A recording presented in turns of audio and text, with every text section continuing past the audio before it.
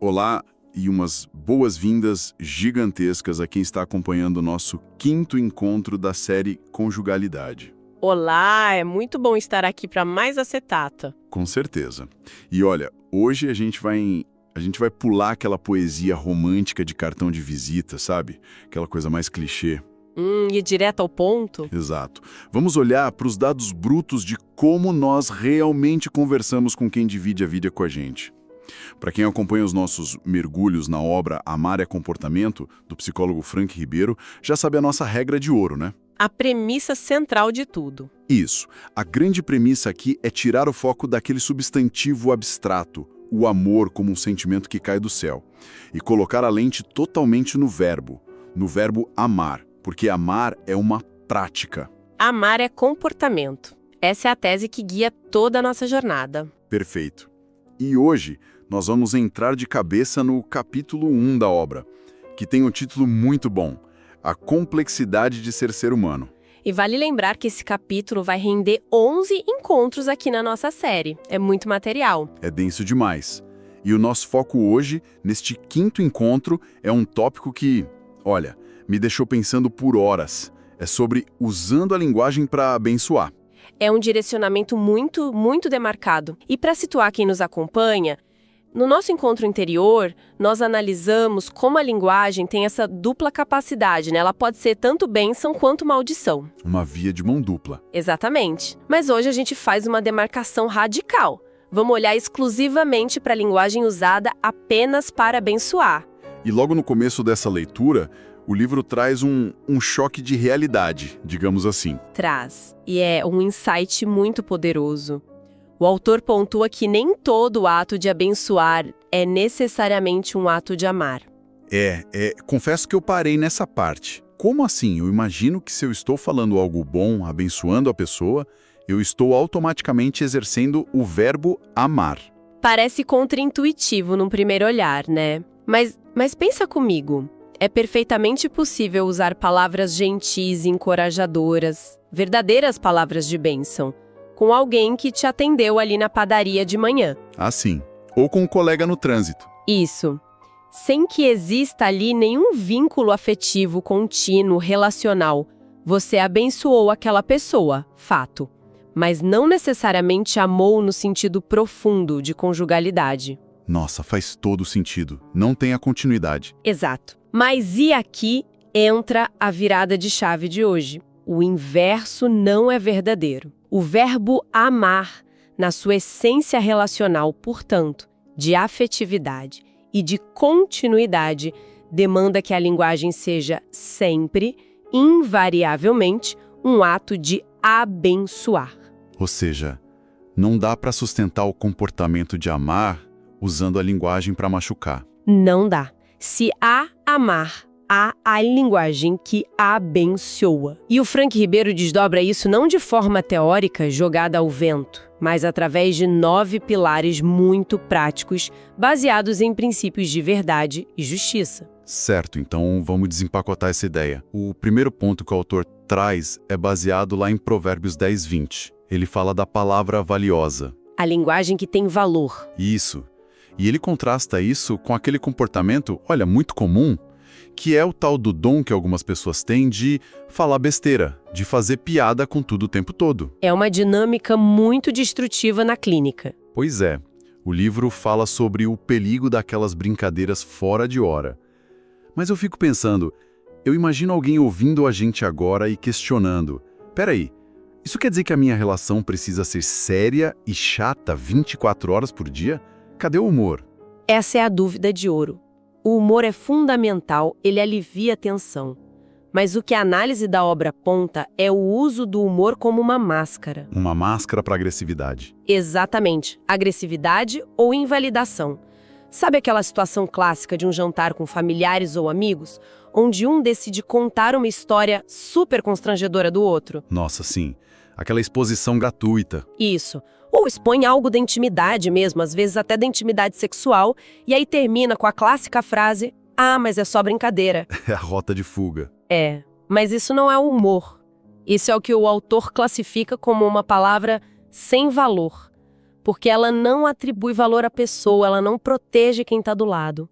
A palavra valiosa é aquela que entende o peso do que está sendo dito. Porque quando não tem esse filtro, é a segurança psicológica que vai pro ralo, né? Vai totalmente.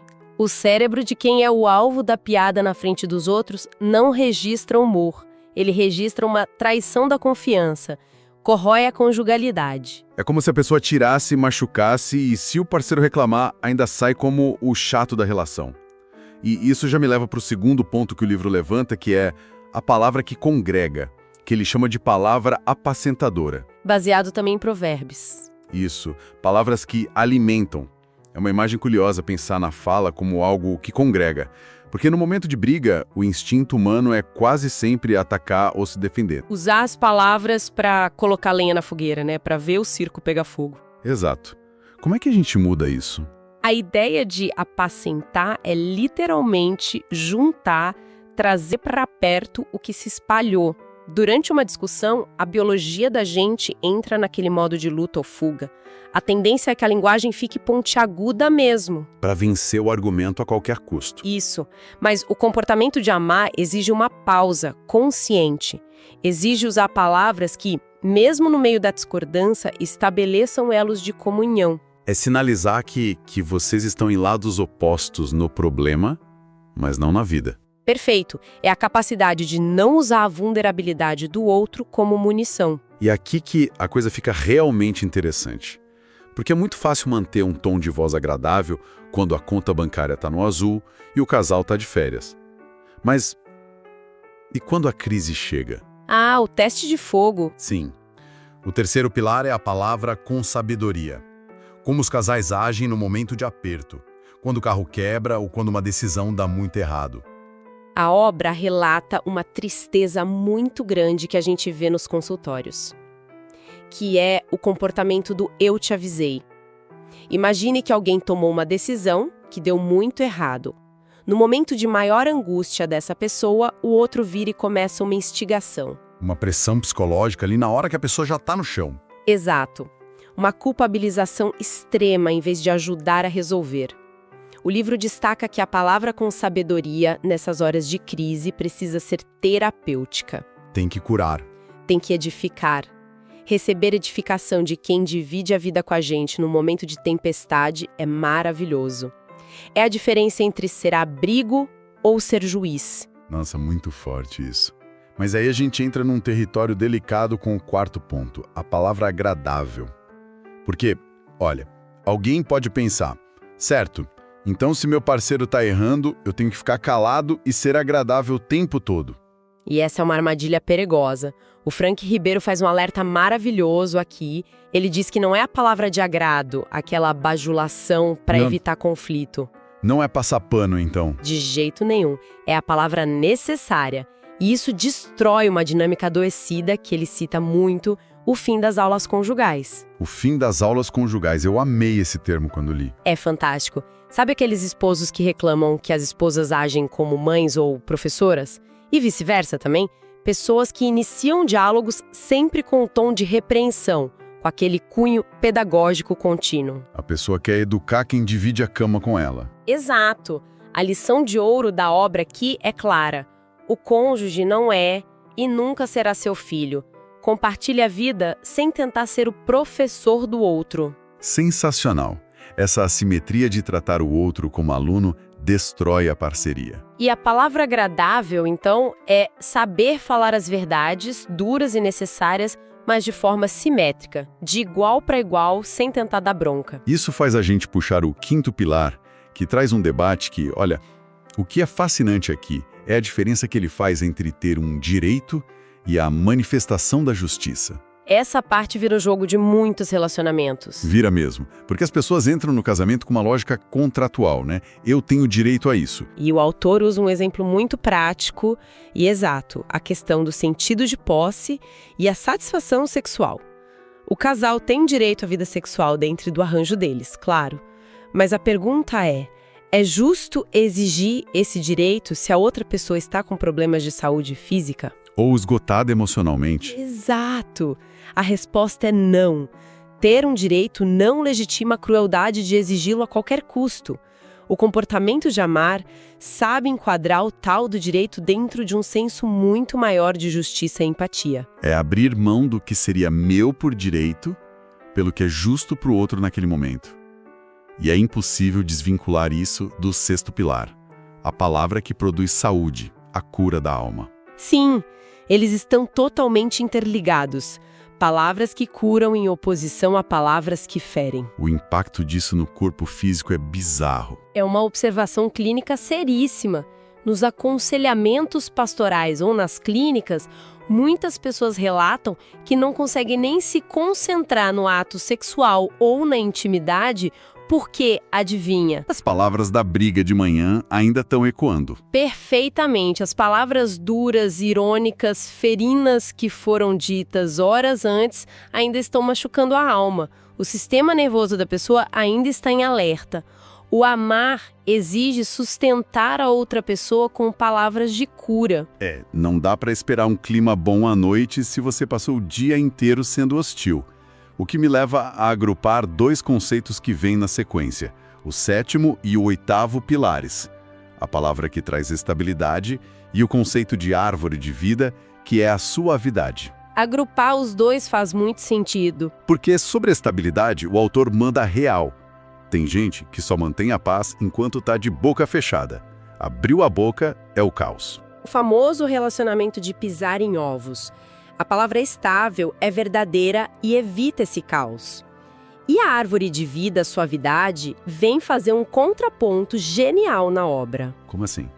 O livro explica que suavidade aqui não se opõe à exasperação, aquela irritação momentânea que todo ser humano tem. Ela se opõe à perversidade. E o que seria perversidade nesse contexto conjugal? Perversidade é o ato de quebrar o espírito da pessoa. Aquela crítica calculada para adoecer, para diminuir o outro sistematicamente. Logo, a palavra suave atua como antídoto. Ela é um bálsamo, um remédio constante para o relacionamento. Nossa, é a construção de um terreno seguro. E para amarrar tudo isso, a gente chega no nono pilar, o clímax da comunicação. O provérbio das maçãs de ouro. Isso. Provérbios 25, 11, maçãs de ouro em salvas de prata. Essa é a síntese da linguagem abençoadora.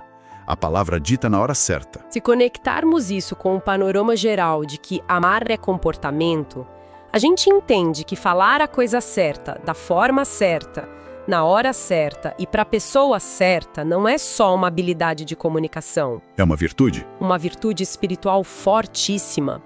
A obra destaca a tolice de responder antes de ouvir. Sabe aquele impulso de já ir formulando a resposta enquanto a pessoa ainda está no meio da frase? Nossa, a gente faz muito isso. Não estamos ouvindo, só esperando a nossa vez de atirar a nossa maçã. Exato. Se isso falha no relacionamento, se falta essa sabedoria de ler o timing, a percepção prática da vida dois fica totalmente comprometida. Não adianta ter a palavra valiosa se você joga ela na cara do outro na hora errada. Então, o que tudo isso significa na prática para quem separou esse tempo para mergulhar com a gente? Se a tese do livro é que amar é comportamento, policiar a língua para abençoar, para curar, ser justo, falar na hora certa... É o exercício diário. É o exercício mais tangível desse verbo amar. É suar a camisa ali, no dia a dia da comunicação. Com certeza. E isso, inclusive, levanta uma questão importantíssima, uma provocação para a gente levar daqui para frente. Manda. Se o amor é um comportamento diário e a linguagem tem esse poder literal de curar ou adoecer a alma, será que ao mudarmos conscientemente o nosso vocabulário, nós não estamos apenas evitando brigas, mas literalmente reescrevendo o passado emocional e arquitetando o futuro neurológico de um relacionamento? Olha, isso muda tudo. Muda. Arquitetar um futuro novo, começando pela próxima frase que a gente decidir falar. Uau, que pensamento espetacular para a gente encerrar. É profundo demais. Eu quero agradecer demais a companhia de quem esteve presente com a gente nesta quinta exploração profunda da nossa série Conjugalidade. É sempre incrível fazer esse mergulho no livro de Frank Ribeiro. É sempre um privilégio. E já deixamos aqui o convite para o nosso próximo encontro da série, para continuarmos aprendendo sobre o comportamento de amar. Um grande abraço a quem acompanhou e até a próxima.